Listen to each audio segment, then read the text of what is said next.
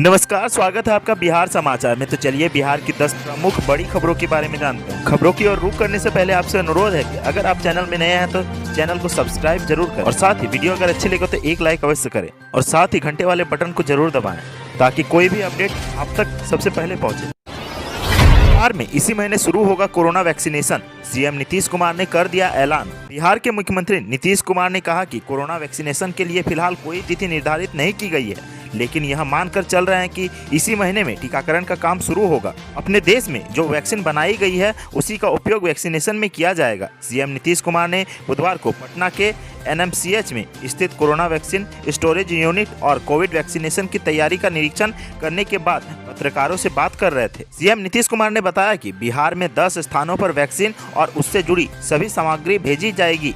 इसके बाद इन स्थानों पर सभी जिलों में जरूरत के हिसाब से इसे भेजा जाएगा। उन्होंने कहा कि केंद्र सरकार की तरफ से वैक्सीन उपलब्ध होने के बाद केंद्र की गाइडलाइन के अनुसार वैक्सीनेशन शुरू होगा। प्राथमिकता के अनुसार स्वास्थ्य कर्मियों, फ्रंटलाइन वर्कर्स के बाद सभी लोगों को वैक्सीन दी जाएगी। बिहार में कब होगा मंत्रिमंडल विस्तार? एनडीए घटक दल के बड़े नेता जीतन राम मांझी ने क्या बताया, सुनिए। बिहार में नीतीश कुमार की सरकार बनने के बाद से ही लगातार मंत्रिमंडल विस्तार को लेकर अटकलों का दौर जारी है। इस मामले में हिंदुस्तानी आवाम मोर्चा के राष्ट्रीय अध्यक्ष और पूर्व मुख्यमंत्री जीतन राम मांझी बुधवार को बड़ा बयान दिए हैं। उन्होंने दावा किया है कि बिहार एनडीए किसी तरह की कोई रार नहीं है। मकर संक्रांति के तत्काल बाद प्रदेश के मंत्रिमंडल में विस्तार होगा। इसके साथ ही उन्होंने बताया कि जल्द ही वे मुख्यमंत्री नीतीश कुमार से कहेंगे कि हमारी पार्टी के एक एमएलसी की सीट और संभावित मंत्रिमंडल में एक मंत्री का पद दिया जाए। मुझे पूरी उम्मीद है कि वे मेरी बात मान लेंगे। पार्टी कार्यालय के सभाकक्ष में बुधवार को आयोजित एक औपचारिक प्रेस कॉन्फ्रेंस में एनडीए घटक दल के बड़े नेता मांझी ने कहा कि बंगाल में उनकी पार्टी चुनाव एनडीए के साथ लड़ेगी। सीटों की घोषणा से पहले वह अपने मुख्य सहयोगी जदयू से विमर्श करके ही कोई निर्णय लेगी। कोरोना वैक्सीन पर बोले कि यह हमारे वैज्ञानिकों की उपलब्धि है। इसमें प्रधानमंत्री नरेंद्र मोदी के गुड गवर्नेंस की तारीफ करनी होगी। उन्होंने कहा कि कृषि बिलों में भी कोई कमी नहीं है।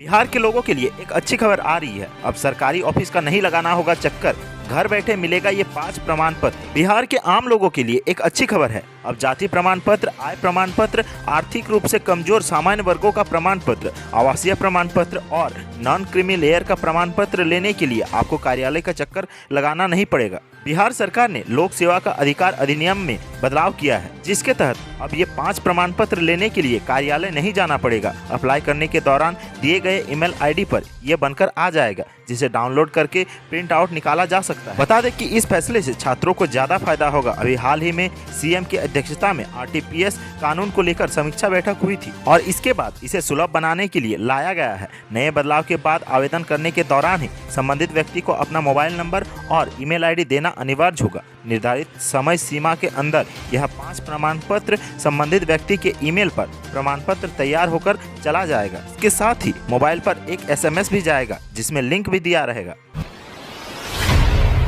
पटना के नए डीएम ने लिया कड़ा एक्शन। 25 कर्मियों का रोका वेतन, ऑफिस से गायब थे ये कर्मचारी। इस वक्त एक बड़ी खबर पटना से सामने आ रही है। नए डीएम चंद्रशेखर सिंह ने एक कड़ा एक्शन लिया है। जिलाधिकारी ने 25 कर्मियों का वेतन रोक दिया है। कार्यालय के विभिन्न शाखाओं में ये सभी कर्मी अपने ऑफिस से गायब मिले थे, जिसके कारण डीएम ने उनके खिलाफ यह सख्त कदम उठाया है। इसके साथ ही उन्होंने अनुमंडल और प्रखंड स्तर के अधिकारियों को भी निर्देश दिया है कि वह ऐसे कर्मचारियों को डिटेक्ट कर उन पर कार्रवाई करे। दरअसल पटना के नए डीएम चंद्रशेखर सिंह जब अपने कार्यालय में निरीक्षण करने पहुंचे तो उन्होंने देखा कि ये सभी कर्मी अपने अपने ऑफिस से गायब थे। डीएम के निरीक्षण में अनुपस्थित पाए जाने वाले कर्मियों में 6 कर्मी जिला सामान्य शाखा के, 9 कर्मी जिला भू अर्जन कार्यालय के, 3 कर्मी जिला कल्याण कार्यालय, 3 कर्मी जिला आपूर्ति कार्यालय, 3 कर्मी जिला आपदा शाखा और 1 कर्मी जिला स्थापना शाखा के हैं। जिलाधिकारी ने जिला से लेकर अनुमंडल और प्रखंड स्तर के अधिकारियों एवं कर्मियों को मुख्यालय में बने रहने और पूरी जवाबदेही एवं निष्ठा से सरकारी दायित्व का निर्वहन करने का निर्देश दिया है। छपरा में सिलाई मशीन चलाने लगे डीएम साहब। नई पोस्टिंग के पहले ही दिन जिलाधिकारी के तेवर देखकर हैरान रह गए लोग। इसी जिले में कोई डीएम अपने पोस्टिंग के पहले ही दिन कपड़े के कारखाने में पहुंचे और खुद सिलाई मशीन चलाने लगे तो सोचिए वहां के दूसरे अधिकारियों और कर्मचारियों का क्या हाल होगा। जी हां, छपरा में कुछ ऐसा ही हुआ। छपरा में डीएम नीलेश रामचंद्र देवर ने ज्वाइनिंग के साथ ही अपनी प्राथमिकताएं बता दी। दरअसल नीलेश रामचंद्र देवर की नई पोस्टिंग सारण के जिलाधिकारी के रूप में हुई है। इससे पहले वे मधुबनी के डीएम थे। सारण में उन्होंने योगदान करने के तुरंत बाद उन्होंने बिहार सरकार की नई औद्योगिक नीति के तहत सारण के परसा में बने रेडीमेड वस्त्र निर्माण केंद्र का निरीक्षण करने का फैसला लिया। सरकारी अमला उस रेडीमेड कारखाने की ओर निकल पड़ा। परसा के चेतन गांव में डिस्ट्रिक्ट इनोवेशन फंड से ये कारखाना लगा है। यहाँ स्थानीय लोगों को रोजगार दिया जा रहा है। सरकारी पहल से बने कारखाना में हो रहे काम को देखकर डीएम उत्साहित हो गए। फिर वे खुद एक सिलाई मशीन पर जा बैठे। वहाँ पहले से बैठे व्यक्ति को हटाया और खुद मशीन चलाना शुरू कर दिया। डीएम नीलेश रामचंद्र देवर ने बताया कि बचपन में उन्होंने सिलाई मशीन चलाना सीखा था, वही याद है जिससे अभी भी मशीन चला पा रहे हैं, लेकिन ठीक से सिलाई नहीं हो पा रही है। एक्चुअली मैं बचपन में सीखा हुआ, थोड़ा ये मेरे नीचे चला गया। हाँ लाइए उठाने के लिए आप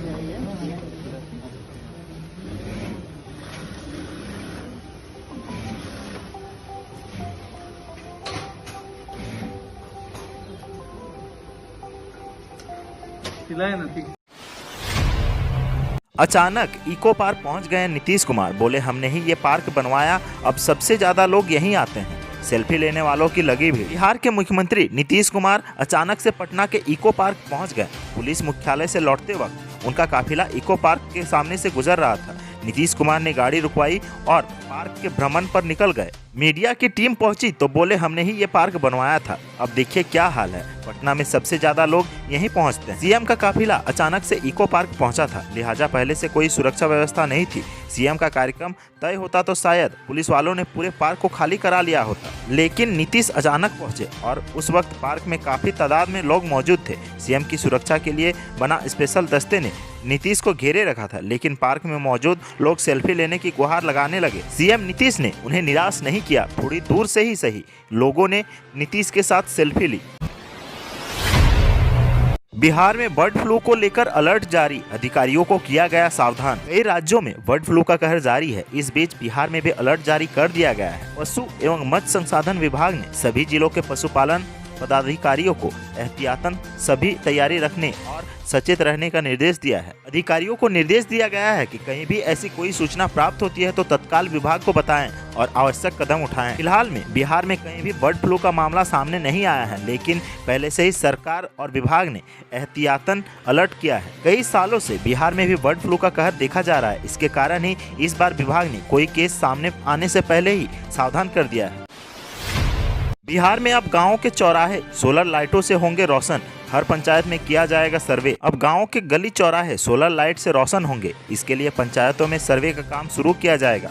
सोलर स्ट्रीट लाइट योजना के तहत यह काम कराया जाएगा। इसकी तैयारियां जल्द पूरी की जाएंगी। सोलर लाइट लगने वाले स्थान का चयन करने के बाद लाइटों को लगाने का काम शुरू किया जाएगा। इसके लिए एक टीम गठित की जाएगी। उक्त टीम नगर प्रखंड के अंतर्गत आने वाली 16 पंचायतों में घूमकर गांवों का सर्वे करेगी। सर्वे करने के बाद एक रिपोर्ट तैयार की जाएगी। रिपोर्ट के अनुसार गांवों के गली चौराहे पर सोलर लाइटें लगाई जाएंगी। इस संबंध में बीडीओ बलवंत कुमार पांडे ने बताया कि लाइट लगाने की योजना बनाई गई है। हालांकि अब तक फंड में पैसा नहीं आया है। फंड में पैसा आने के बाद गांव में लाइट लगाने का काम शुरू हो जाएगा। हालांकि गांव में सर्वे का काम जल्द शुरू होने जा रहा है। बताया जाता है कि कई ऐसे गांव हैं जहां की गलियां व चौराहे अंधेरे में हैं। ऐसे गांव में सबसे पहले सोलर लाइट लगाने की योजना बनाई जा रही है।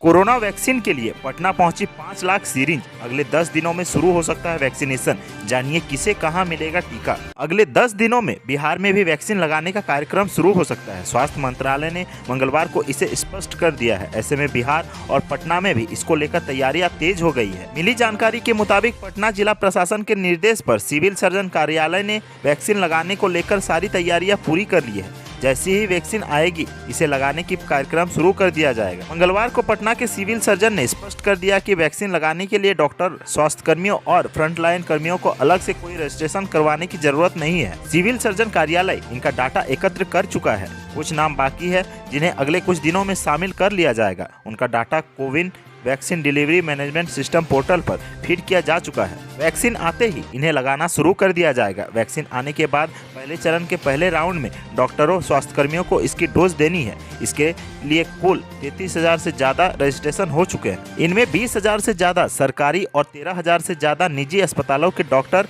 और स्वास्थ्यकर्मी शामिल हैं। दूसरे राउंड में फ्रंटलाइन कर्मियों को वैक्सीन लगाई जाएगी। इसमें पुलिसकर्मी, नगर निगम के कर्मी समेत विभिन्न सरकारी विभागों के कर्मी शामिल हैं। कौन सी वैक्सीन लगेगी यह अभी स्पष्ट नहीं है। Drug controller general of India ने ICMR भारत बायोटेक की कोवैक्सीन और ऑक्सफोर्ड सीरम इंस्टीट्यूट की कोविशील्ड वैक्सीन के इस्तेमाल को मंजूरी दे दी है। कोवैक्सीन स्वदेशी वैक्सीन है। इसका ट्रायल अभी तीसरे चरण में चल रहा है। इसके इमरजेंसी इस्तेमाल को मंजूरी दी गई है। हालांकि अभी स्पष्ट नहीं है कि कौन सी वैक्सीन कहां और कब से लगाई जाएगी। माना जा रहा है कि अगले कुछ दिनों में स्थितियां स्पष्ट हो जाएंगी। चक्रवात और प्रति चक्रवात दोनों के भंवर में फंसा बिहार। 24 घंटे तक छाए रहेंगे बादल, गिरेगा पारा। बिहार चक्रवात और प्रति चक्रवात दोनों के भंवर में फंसा हुआ है। लिहाज प्रदेश में नमी युक्त हवा बह रही है। पूरे प्रदेश में बादल छाए रहे। आगामी 24 घंटे तक इस दिशा में किसी बड़े बदलाव के आसार बिल्कुल नहीं है। खासतौर पर अगले दिन भी बादल ऐसे ही छाए रहेंगे। हालांकि IMD पटना का पूर्वानुमान है कि हल्का बूंदाबूंदी से प्रदेश के रात और दिन के तापमान में गिरावट 24 घंटे के बाद शुरू हो जाएगी। IMD की जानकारी के मुताबिक मंगलवार को दिन का तापमान चरम पर रहा। सर्दी में अब तक के अधिकतम तापमान 29.9 डिग्री रही है, जिसकी तुलना में बिहार में मंगलवार को गया में अधिकतम तापमान 29.4 डिग्री सेल्सियस दर्ज किया गया। तो आज की सुर्खियों में बस इतना ही। बिहार से जुड़ी खबरों के लिए सब्सक्राइब करें हमारे चैनल को और साथ ही साथ अपने दोस्तों और रिश्तेदारों में शेयर जरूर करें। धन्यवाद।